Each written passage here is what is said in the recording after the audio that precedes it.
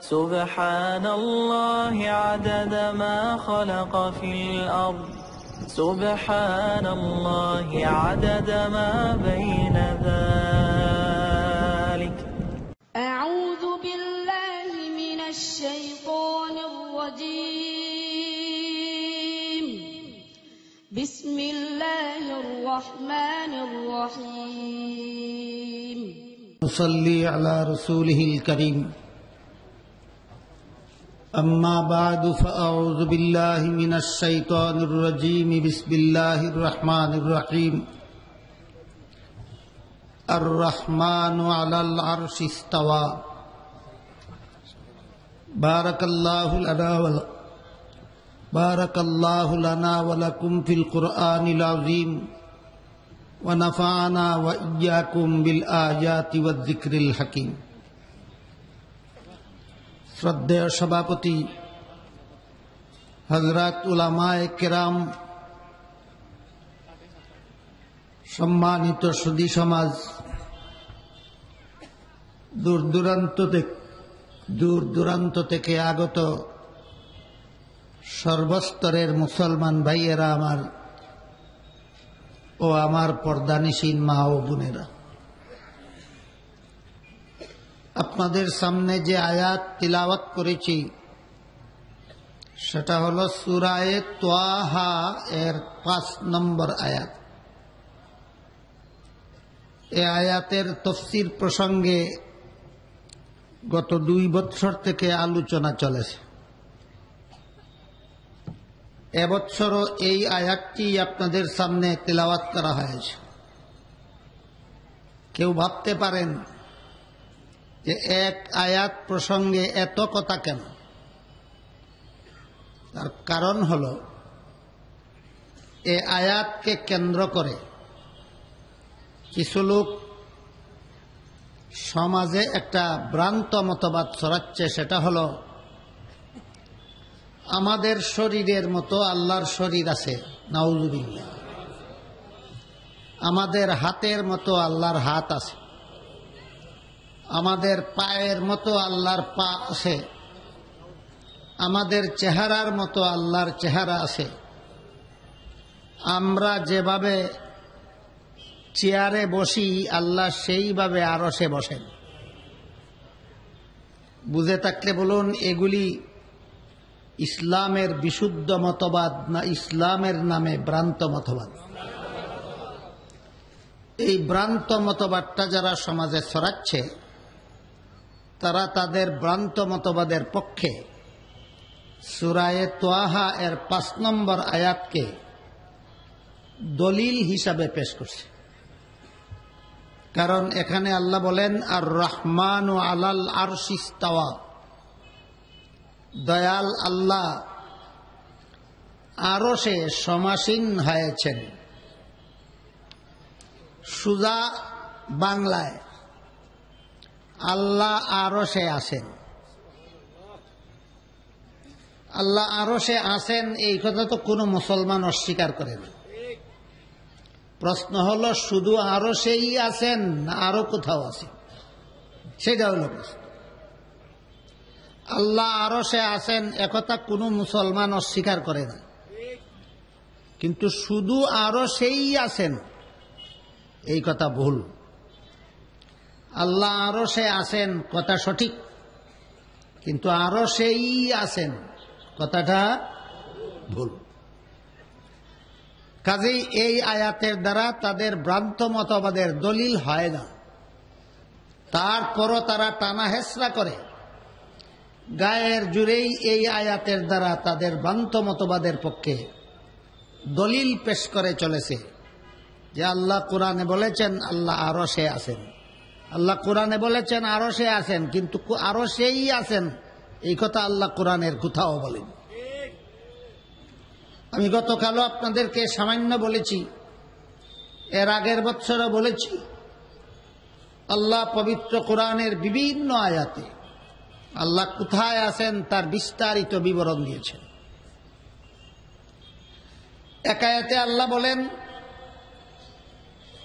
তোমাদের কোনো 3 ব্যক্তি যদি চুপি সরে কথা বলে, কালকেও বলেছি, মা মিন নাজওয়া সালাসাতিন ইল্লা হুয়া রাবিউহুম ওয়ালা খামসাতিন ইল্লা হুয়া সাদিসুহুম ওয়ালা আদনা মিন যালিকা ওয়ালা আকসারা ইল্লা হুয়া মাআহুম। তোমাদের তিনজন যদি কানে কানে কথা বলে আল্লাহ সেখানে চতুর্থ জন হিসাবে থাকেন। তোমাদের পাঁচজন যদি চুপিসরে কথা বলে আল্লাহ সেখানে ষষ্ঠ জন হিসাবে থাকেন। তিনজন আর পাঁচজন উদাহরণস্বরূপ বলা হলো। তিনজনের কম ব্যক্তি যেখানে আল্লাহ সেখানেও আছেন, পাঁচজনের বেশি ব্যক্তি যেখানে আল্লাহ সেখানেও আছেন। এর দ্বারা প্রমাণ হলো আল্লাহ শুধু আরশেই আছেন না সবখানেই আছেন। সুতরাং আল্লাহ আরশে আছেন এটা কোরআনের ভ্রান্ত ব্যাখ্যা। আল্লাহ সবখানেই আছেন এটা কোরআনের সহি ব্যাখ্যা। আরশেই আছেন না সবখানেই আছেন? সবখানেই আছেন। এভাবে বিভিন্ন আয়াতে আল্লাহ কোথায় আছেন এই প্রশ্নের জবাব সম্বলিত বিবরণ আল্লাহ দিতে দিতে এক পর্যায়ে বলেন ওয়ামা কুন্না গাইবিন, যার মর্মার্থ হল আমি কোথাও অনুপস্থিত নই। বুঝে থাকতে বলুন, যিনি কোথাও অনুপস্থিত নন তিনি উপস্থিত কোথায়? তাই আল্লাহ সর্বত্র বিরাজমান। এটা আহলে সুন্নাত ওয়াল জামাতের পক্ষ থেকে কোরআনের ব্যাখ্যা। আমরা প্রায় সময় আহলে সুন্নাত ওয়াল জামাতের নামটা শুধু উদাহরণ স্বরূপ বলে থাকি।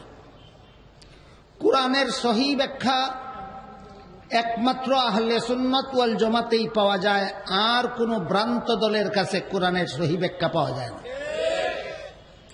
এ কারণে আহলে সুন্নাত ওয়াল জামাত সম্পর্কেও আমাদের খুব পরিষ্কার ধারণা থাকতে হবে যে আহলে সুন্নাত ওয়াল জামাত কাকে বলে।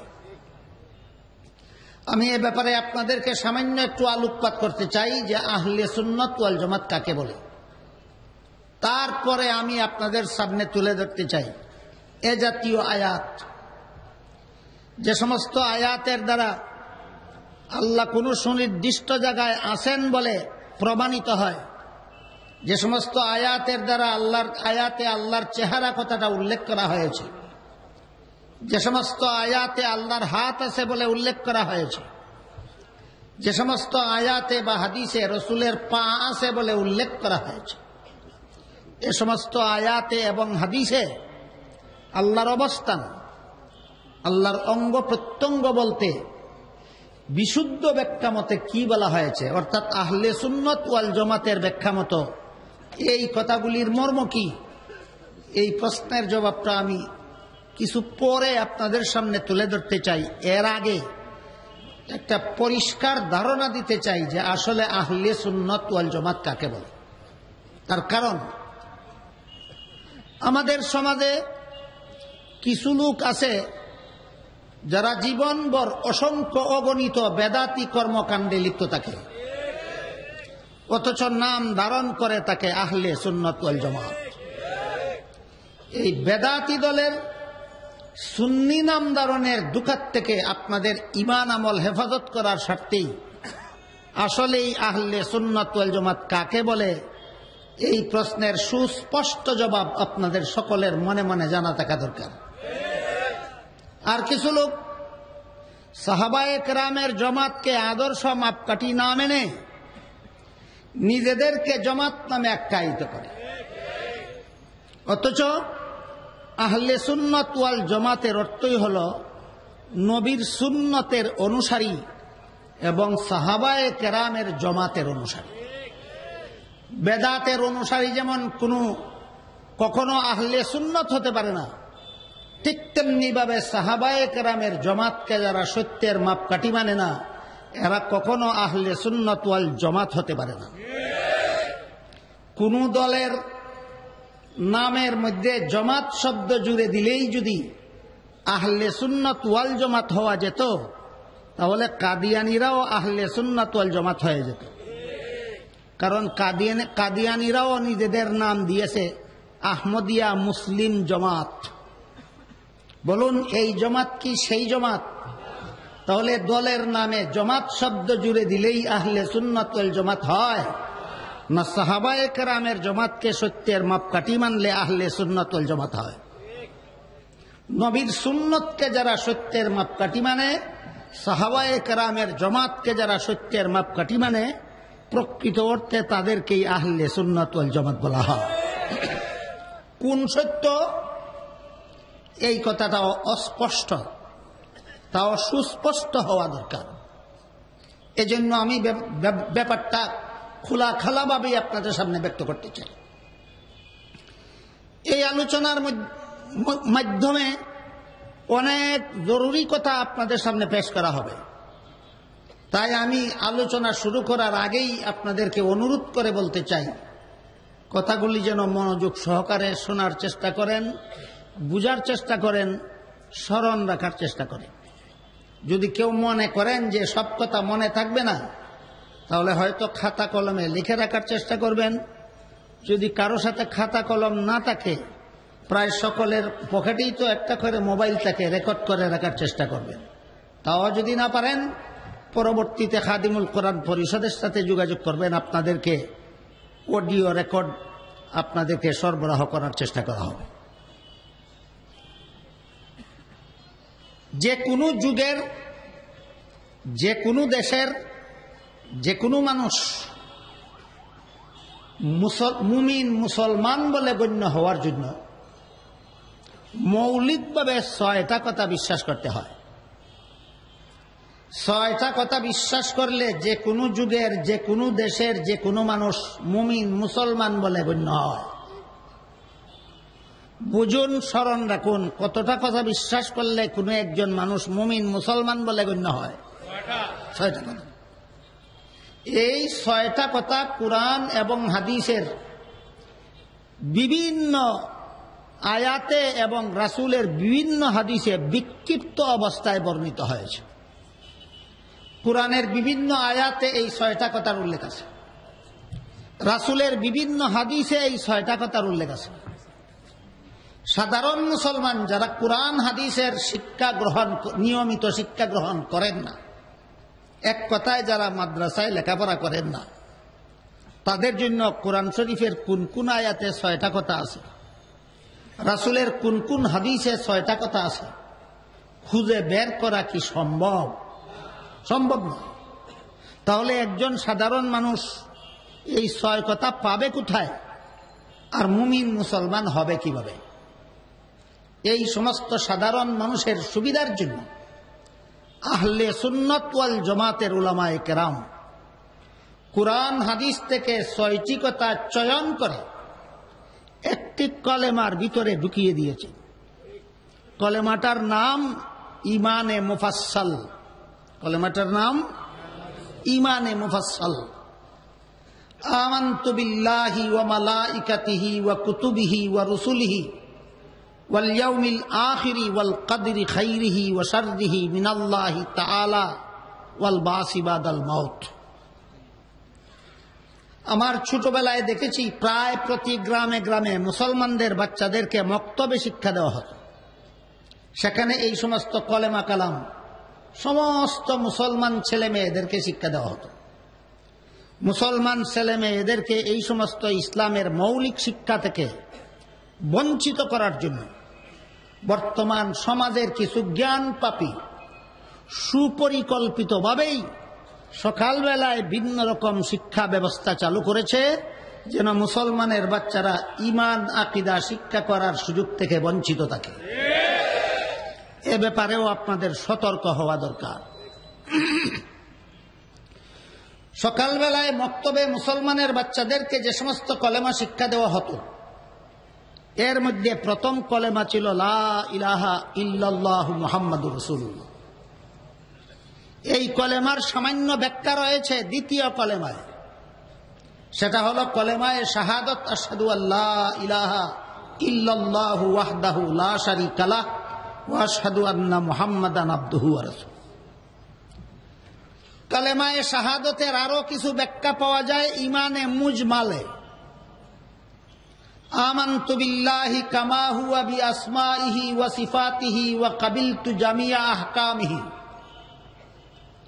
ইমানে মুজমালের বিস্তারিত ব্যাখ্যা রয়েছে ইমানে মুফাসসালে। আমানতু বিল্লাহি ওয়া মালাইকাতিহি ওয়া কুতুবিহি ওয়া রুসুলিহি ওয়াল ইয়াউমিল আখিরি ওয়াল কদরি খাইরিহি ওয়া শাররিহি মিনাল্লাহি তাআলা ওয়াল বাসি বাদাল মাউত। আমার কথা বুঝে থাকলে একটু দয়া করে বলুন তো, প্রথম কলেমাটি কোনটি? কলিমায়ে তাইয়্যিবা, লা ইলাহা ইল্লাল্লাহু মুহাম্মাদুর রাসূল। আমাদের সমাজের যারা বলে আল্লাহ শুধু আরশেই আছেন, তারা এই কথাও বলে যে লা ইলাহা ইল্লাল্লাহু মুহাম্মাদুর রাসূলুল্লাহ, এটা মুসলমানের কলেমা নয়, এটা শিরিকি কলেমা। এই কলিমা যারা গ্রহণ করবে তারা মুশরিক হয়ে যাবে। এই দাবির ভিত্তিতে তারা একাধিক বই পুস্তক রচনা করে ফেলেছে। এর মধ্যে একটা বই আমার কাছে আছে, এটার নাম হলো আকিদার মানদণ্ডে ইসলামের মূল মন্ত্র কালিমা তাইয়্যিবা লা ইলাহা ইল্লাল্লাহ। তাদের দাবি হলো কালেমা শুধু লা ইলাহা ইল্লাল্লাহ মুহাম্মাদুর রাসূলুল্লাহ কালেমা তাইয়্যিবার অংশ নয়। লা ইলাহা ইল্লাল্লাহর মধ্যে বলা হয়েছে এক আল্লাহ ছাড়া আর কোনো মাবুদ নাই। এর পাশাপাশি মুহাম্মাদুর রাসূলুল্লাহ বললে মুহাম্মাদুর রাসূলুল্লাহকে আল্লাহর সাথে শরীকদার সাব্যস্ত করা হয়। শরীকদার আতঙ্কের ভূত এদের ঘাড়ে সওয়ার হয়েছে। শরীকদার আতঙ্কের ভূত এদের ঘাড়ে সওয়ার হয়েছে। লা ইলাহা ইল্লাল্লাহ এর সাথে মুহাম্মাদুর রাসূলুল্লাহ যুক্ত করলে মুহাম্মাদুর রাসূলুল্লাহকে আল্লাহর সাথে শরীকদার সাব্যস্ত করা হয় দাবি করে এই 232 পৃষ্ঠা বিশিষ্ট বইটা পর্যন্ত তারা প্রকাশ করে ফেলেছে। এরপরও যদি এই বাতিল দলের পরিচয় আপনাদের সামনে তুলে ধরানো হয়, সিলেট আলিয়া মাদ্রাসার ময়দানে অনুষ্ঠিত 3 দিনের তাফসীরুল কুরআন সম্মেলনে এদের সম্পর্কে আপনাদেরকে সতর্ক করা না হয়, আর আপনাদের হাতে যদি তাদের বইটা পৌঁছে দিতে পারে, আপনারা তো বই পড়লে মনে করবেন ঠিকই লিখেছে। বুঝে থাকতে বলুন, এই সমস্ত বাতিলদের ব্যাপারে সমাজকে সতর্ক করা দরকার আছে কিনা? সমাজকে সতর্ক করা দরকার আছে। এই জন্য এই সমস্ত বাতিলদের যত ভ্রান্ত আকীদা আছে এর মধ্যে একটা হলো আল্লাহ আরশেই আছেন, আর কোথাও নন। সুতরাং আর রহমান আলাল আরশি ইস্তাওয়া, যে আল্লাহ সূরা তাহার 5 নম্বর আয়াতে বলেছেন আল্লাহ আরশে আছেন, এখানে আরশে ই আছেন না আরশে ও আছেন? ই না ও? আল্লাহ আরশে ই আছেন না, আল্লাহ আরশে ও আছেন। মনে রাখবেন, ই আর ও বেশ কম। এরা ই বলে, আমরা ও বলি। আল্লাহ শুধু আরশেই আছেন না আরশে ও আছেন? আরশেও আছেন। এদের ভ্রান্তি সম্পর্কে পরিষ্কার ধারণা গ্রহণের জন্য এই জাতীয় আয়াতগুলিকে তাফসীরের পরিভাষায় আয়াতে মুতাশাবিহাত বলা হয়। আয়াতে মুতাশাবিহাতের ব্যাখ্যা আহলে সুন্নাত ওয়াল জামাতের দ্বারা কি করা হয়েছে? আহলে সুন্নাত ওয়াল জামাতের উলামায়ে কেরাম আয়াতে মুতাশাবিহাতের কি ব্যাখ্যা করেছেন, হুরুফে মুকাত্তাআতের কি ব্যাখ্যা করেছেন? আপনারা যারা কোরআন তিলাওয়াতের অভ্যাস রাখেন, আপনারা অবশ্যই দেখেছেন বিভিন্ন সূরার শুরুতে আরবি বর্ণমালার কিছু অক্ষর উল্লেখ থাকে। আলিফ লাম মিম, আলিফ লাম রা, তাহা, ইয়াসিন। এগুলি কোনো বাক্য না আরবি বর্ণমালার বিক্ষিপ্ত কতগুলি অক্ষর। এইগুলিকে তাফসীরের পরিভাষায় হুরুফে মুকাত্তাআত বলা হয়। আর এমন কিছু আয়াত আছে যেগুলির বাহ্যিক অর্থ আছে, কিন্তু বাহ্যিক অর্থ উদ্দেশ্য নয়। তাহলে এগুলির রূপক অর্থ আছে। রূপক অর্থটা কি তাও সুস্পষ্টভাবে সুনির্দিষ্টভাবে আল্লাহর পক্ষ থেকে বলে দেওয়া হয়নি। ওইগুলিকে আয়াতে মুতাশাবিহাত বলা হয়। আহলে সুন্নাত ওয়াল জামাত হুরুফে মুকাত্তাআতের কি ব্যাখ্যা করেন? আহলে সুন্নাত ওয়াল জামাতের আলেমগণ আয়াতে মুতাশাবিহাতের কি ব্যাখ্যা করেন? সেটা বোঝার স্বার্থেই প্রথমে আমাদের বোঝা দরকার আহলে সুন্নাত ওয়াল জামাত কাকে বলে। আহলে সুন্নাত ওয়াল জামাত বোঝার জন্য প্রথমেই জানা থাকতে হবে, মনে রাখতে হবে, যে কোনো যুগের যে কোনো দেশের যে কোনো লোক আল্লাহর কাছে মুমিন মুসলমান বলে গণ্য হতে গেলে মৌলিকভাবে 6টা কথা বিশ্বাস করতে হবে।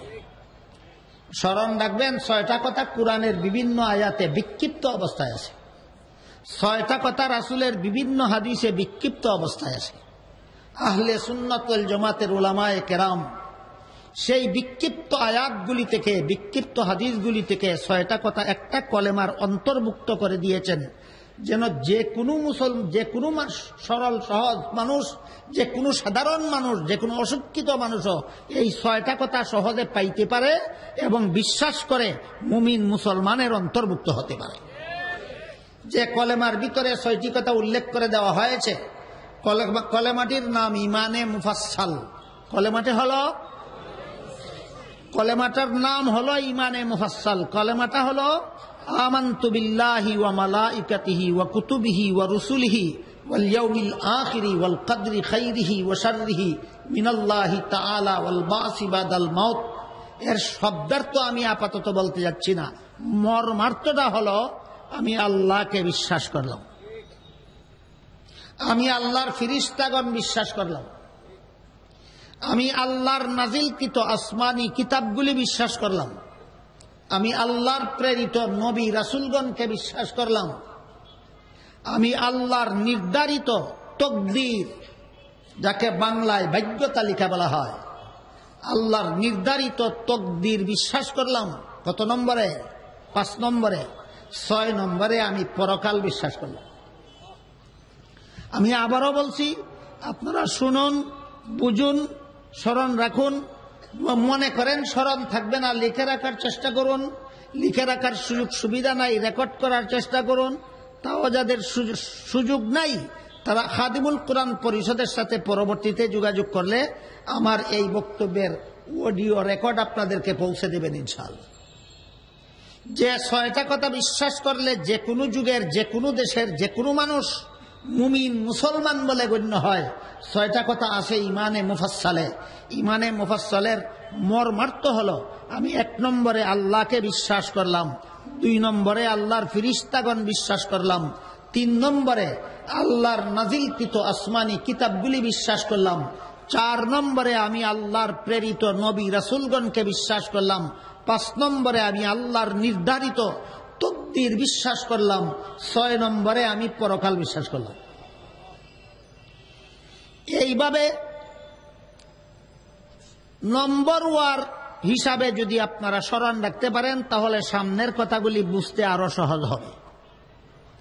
ইমানে মুফাসসালের মর্মার্থ: 1 নম্বরে কাকে বিশ্বাস করলাম, 2 নম্বরে আল্লাহর ফেরেশতাগণ বিশ্বাস করলাম, 3 নম্বরে আসমানি কিতাবগুলি বিশ্বাস করলাম, 4 নম্বরে নবী রাসূল বিশ্বাস করলাম, 5 নম্বরে তকদির বিশ্বাস করলাম, 6 নম্বরে আখিরাত বিশ্বাস করলাম। আল্লাহ বিশ্বাস করলাম, ফেরেশতা বিশ্বাস করলাম, আসমানি কিতাব বিশ্বাস করলাম, নবী রাসূল বিশ্বাস করলাম, তকদির বিশ্বাস করলাম, পরকাল বিশ্বাস করলাম। এই 6 কথায় যারা বিশ্বাসী এরাই মুমিন মুসলমান। 6 কথায় যারা বিশ্বাসী তারাই মুমিন মুসলমান।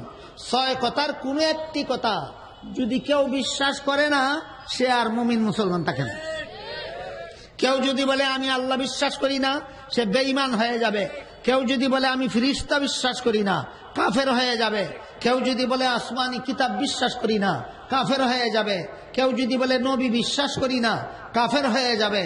যদি কেউ বলে তকদির বিশ্বাস করি না কাফের হয়ে যাবে। যদি কেউ বলে পরকাল বিশ্বাস করি না কাফের হয়ে যাবে। বুঝে থাকলে এবার দয়া করে বলুন কতটা কথা বিশ্বাস করলে মুসলমান হয়? এর মধ্যে কোনো একটা কথা অবিশ্বাস করলে কি হয়? কাফের হয়। এই কথাগুলি যদি আপনারা ভালো রকম স্মরণ রাখেন তাহলে বর্তমান সমাজে কিছু লোক আছে অতি উদার, যারা কাফেরদেরকেও মুমিন গণ্য করে, আর কিছু লোক আছে অত্যন্ত নিষ্ঠুর কঠোর, যারা মুমিনদেরকেও কাফের গালি দেয়। মুসলমানের সমাজে কাফেরকে মুসলমান গণ্য করার সুযোগ পায় কেন? মুসলমানের সমাজে মুসলমানকে কাফের বলার সুযোগ পায় কেন? সাধারণ মুসলমান জানে না যে একটা মানুষ কেমনে মুসলমান হয় আর কেমনে কাফের হয়। এই জন্য আজকের থেকেই আমরা স্মরণ রাখি, একটা মানুষ 6 কথা বিশ্বাস করলেই মুসলমান হয়, এর কোনো কথা অবিশ্বাস করলেই কাফের হয়। যদি বুঝতে পারেন, স্মরণ রাখতে পারেন, তাহলে আপনাদের সামনে কখনো কেউ কোনো কাফেরকে মুসলমান বলতে পারবে না, কোনো মুসলমানকে কাফের বলতে পারবে না। আমার কথা বুঝে থাকলে একটু দয়া করে বলবেন, আপনারা মুসলমান না কাফের? কেমনে জানেন? আমি 6 কথা বিশ্বাস করি, আমি মুসলমান। আমাকে যদি কেউ কাফের বলে আমি প্রতিবাদ করব, তুই কেমনে আমাকে কাফের বললে প্রমাণ কর। আমি তো 6 কথা বিশ্বাস করি। এই 6 কথার কোনো একটা কথা অবিশ্বাস করলে কি হয়? কাফের হয়। আপনারা বলুন তো, কাদিয়ানিরা মুসলমান না কাফের? 6 কথা বিশ্বাস করলে কাফের হবে? তাহলে কোন কথা, 6 কথার কোন কথা অবিশ্বাস করার কারণে কাদিয়ানি কাফের হলো? যারা কাদিয়ানিদেরকে কাফের বলেন, আপনাদের প্রমাণ করতে হবে 6 কথার কোন কথাটা অবিশ্বাস করার কারণে কাদিয়ানি কাফের হলো। আপনারা যেমন লা ইলাহা ইল্লাল্লাহ কলেমা পড়েন, তারাও লা ইলাহা ইল্লাল্লাহ কলেমা পড়ে। আপনারা যেমন মুহাম্মাদুর রাসূলুল্লাহ কলেমা পড়েন, তারাও মুহাম্মাদুর রাসূলুল্লাহ কলেমা পড়ে। তাহলে হ্যাঁ, তাদের বইয়ে লেখা আছে মুসলমানের কলেমা লা ইলাহা ইল্লাল্লাহু মুহাম্মাদুর রাসূলুল্লাহ লেখা আছে। আপনারাও পড়েন লা ইলাহা ইল্লাল্লাহু মুহাম্মাদুর রাসূলুল্লাহ, তারাও কলেমা পড়ে লা ইলাহা ইল্লাল্লাহু মুহাম্মাদুর রাসূলুল্লাহ। আপনারা মুসলমান হলে তারা কাফের কেন? 6 কথার কোন কথা অস্বীকার করার কারণে তারা কাফের? 6 কথার প্রথম কথা কি ছিল? আল্লাহকে বিশ্বাস করি। দ্বিতীয় কথা ছিল আল্লাহর ফিরিস্তা বিশ্বাস করি। তৃতীয় কথা ছিল আসমানি কিতাব বিশ্বাস করি। চতুর্থ কথাটা কি ছিল? নবী রাসূলকে বিশ্বাস করি। চতুর্থ কথা ছিল নবী রাসূলকে বিশ্বাস করি। যারা নবী রাসূল, এদেরকে নবী রাসূল বিশ্বাস করতে হবে। যারা নবী নয়, এদেরকে নবী বিশ্বাস করা যাবে না। 3 নম্বর 6 কথার 3 নম্বর কথাটা কি? আসমানি কিতাব বিশ্বাস করি। আসমানি কিতাবগুলির মধ্যে কুরআন কি একটা আসমানি কিতাব? বুঝে শুনে বলেন, কুরআন একটা আসমানি কিতাব। এই কুরআনের সূরা আহজাবের 40 নম্বর আয়াতে আল্লাহ পাক রব্বুল আলামিন বলেন, মা কানা মুহাম্মাদুন আবা আহাদিম মির রিজালিকুম ওয়ালাকিন রাসূলুল্লাহি ওয়া খাতামান নাবিয়্যিন। মুহাম্মদ সাল্লাল্লাহু আলাইহি ওয়াসাল্লাম তোমাদের কোন যুবকের বংশগত পিতা নন, বরং তিনি আল্লাহর রাসূল এবং খাতামুন নাবিয়্যিন। বলুন, কোরআনে মুহাম্মাদুর রাসূলুল্লাহকে খাতামুন নবিয়্যিন বলা হয়েছে কিনা? বলা হয়েছে। তিরমিজি শরীফের হাদিসে উল্লেখ আছে, রাসূল করিম সাল্লাল্লাহু আলাইহি ওয়াসাল্লাম বলেন, লা তাকুমুস সাআতু হাত্তা ইউবআসা দাজ্জালুনা কাযযাবুনা কুল্লুহুম ইয়াজআমু আন্নাহু নাবিয়্যুন ওয়া আনা খাতামুন নাবিয়্যিন লা নাবিয়্যা বাদি। হাদিসের সংক্ষিপ্ত অর্থ হলো, আল্লাহর রাসূল বলেন, কুরআনে যে আল্লাহ আমাকে খাতামুন নাবিয়্যিন বলেছেন, কোন সূরার কত নম্বর আয়াতে? সূরা আহজাবের 40 নম্বর আয়াতে আল্লাহ আমাদের নবীকে খাতামান নাবিয়্যিন বলেছেন। এর মর্ম হলো খাতামুন নাবিয়্যিন। আল্লাহর রাসূল বলেন, এই খাতামুন নবিয়্যিনের অর্থ হলো আমার পরে আর কেউ নবী হবে না। আল্লাহ বলেছেন খাতামুন নবিয়্যিন, রাসূল বলেন এর অর্থ হলো আমার পরে কেউ নবী হবে না। তাইলে কুরআনের ঘোষণা মতো আমরা রাসূলকে খাতামুন নবিয়্যিন বিশ্বাস করি, ওনার পরে আর কেউ নবী হবে না বিশ্বাস করি। কাদিয়ানীরা বলে হবে। কুরআনের সূরা আহজাবের 40 নম্বর আয়াত মানলো না অমান্য করলো? তাহলে 6 কথার কত নম্বর কথা অমান্য করায় কাদিয়ানী কাফের? 3 নম্বর। 3 নম্বর কথা কি? আসমানি কিতাব বিশ্বাস করা। কোরআন আসমানি কিতাব, এখানে আল্লাহ আমাদের নবীকে খাতামান নবিয়্যিন বলেছেন, রাসূল নিজে তার ব্যাখ্যা করেছেন আমার পরে কেউ নবী হবে না। কাদিয়ানীরা বলে হবে। সুতরাং কোরআন মানল না, কোরআনের সূরা আহজাবের 40 নম্বর আয়াত মানল না। সুতরাং এই 6 কথার 3 নম্বর কথা অমান্য করার কারণে কাদিয়ানী কাফের। উদাহরণ বুঝে থাকলে আবার বলুন, একটা মানুষ কাফের হয় কিভাবে? 6 কথার কোনো একটি কথা না মানলে কাফের হয়। আর দুনিয়ার কোন মানুষ মুমিন মুসলমান হয় কিভাবে? 6 কথা একত্রে 6 কথা মানলে। কয়েক বছর আগে ব্রাহ্মণবাড়িয়াতে এক রাজনৈতিক দলের এক সভা হল। সেই দলের এক বড় নেত্রী বক্তৃতায় বলে দিলেন, কাদিয়ানীরা মুসলমান না কাফের তা আল্লাহই ভালো জানেন। কাদিয়ানীরা মুসলমান না কাফের তা আল্লাহই ভালো জানেন। কিছুদিন পরে ওই মাঠে আমার এরকম এক সভা।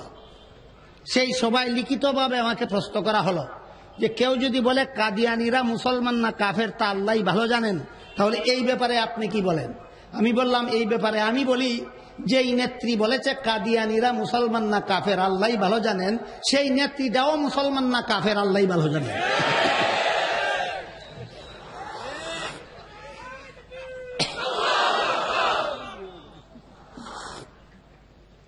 আপনাদের কোনো ছেলে মেয়ে যদি প্রাইমারি স্কুলে পরীক্ষা দিতে যায়, পরীক্ষাটা যদি অঙ্কের পরীক্ষা হয়, আর একটা প্রশ্ন যদি থাকে 10 আর 10 এর যোগফল কত, 10 আর 10 এর যোগফল কত, একটা প্রশ্ন। আপনার ছেলে যদি উত্তর লেখে আল্লাহই ভালো জানে, পরীক্ষায় পাস করবে না, গুড়ার ডিম পাবে। সব কথা আল্লাহই ভালো জানে বললে হবে না, অনেক কথা আছে আমি জানি বলতে হবে, নাইলে ঈমান থাকবে না।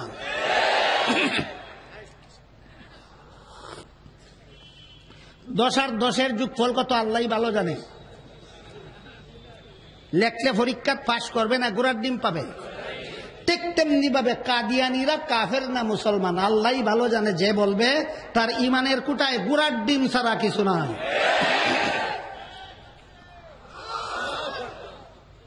আমি বলতেছিলাম, আজকের এই সম্মেলন থেকে আমাদের সমস্ত শ্রোতাদের বুঝে নিতে হবে একটা মানুষ মুসলমান কিভাবে হয় আর কাফের কিভাবে হয়। আমার কথাগুলি বুঝে থাকলে বলুন তো, একটা মানুষ মুসলমান কিভাবে হয়, কাফের কিভাবে হয়? 6 কথার কোন একটা কথা অমান্য করলেই কাফের হয়। এবার বলুন, আপনারা মুসলমান না কাফের আল্লাহই ভালো জানে? আপনারা মুসলমান না কাফের আল্লাহই ভালো জানে? না, আমি জানি আমি মুসলমান। কেমনে জানলেন? আমি 6 কথা বিশ্বাস করি, আমিও জানি আমি মুসলমান।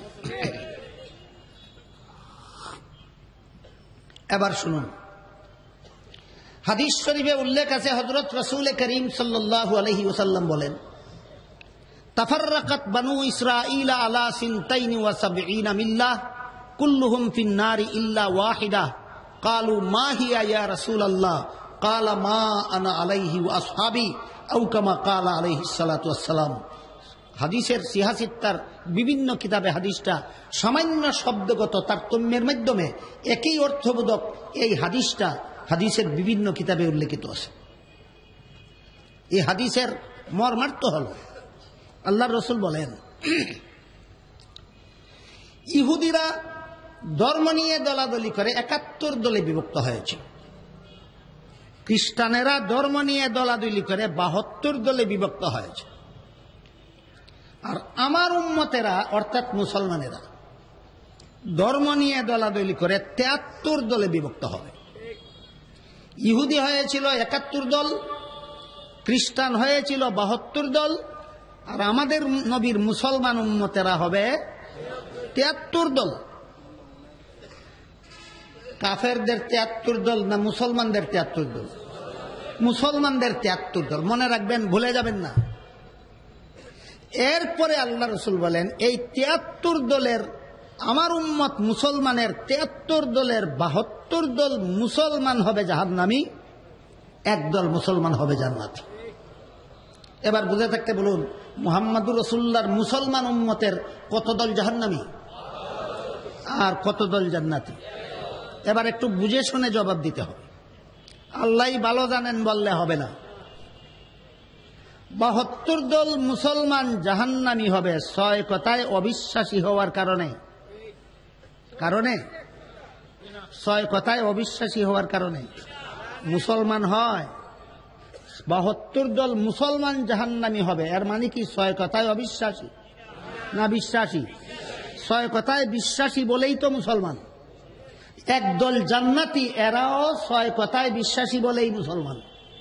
72 দল জাহান্নামীরাও মুসলমান 6 কথায় বিশ্বাসী হওয়ার কারণে। একদল জান্নাতীরাও মুসলমান 6 কথায় বিশ্বাসী হওয়ার কারণে। কাজেই 72 দল মুসলমানের দোষটা কি যে দোষের কারণে এরা জাহান্নামী হলো, আর একদল মুসলমানের গুণটা কি যে গুণের কারণে এরা জান্নাতি হলো? প্রশ্ন বুঝলেন কিনা দেখুন। বুঝে থাকতে বলুন। আল্লাহর রাসূল যে বললেন আমার উম্মতেরা অর্থাৎ মুসলমানেরা 73 দলে বিভক্ত হবে, এর মধ্যে 72 দল জাহান্নামী হবে। ও মুসলমান না মুসলমান? 6 কথায় অবিশ্বাসী না বিশ্বাসী? যাবে কোথায়? জাহান্নামে। সুবহানাল্লাহি আদাদা মা খালাকা ফিল আরদ সুবহানাল্লাহি আদাদা মা বাইনা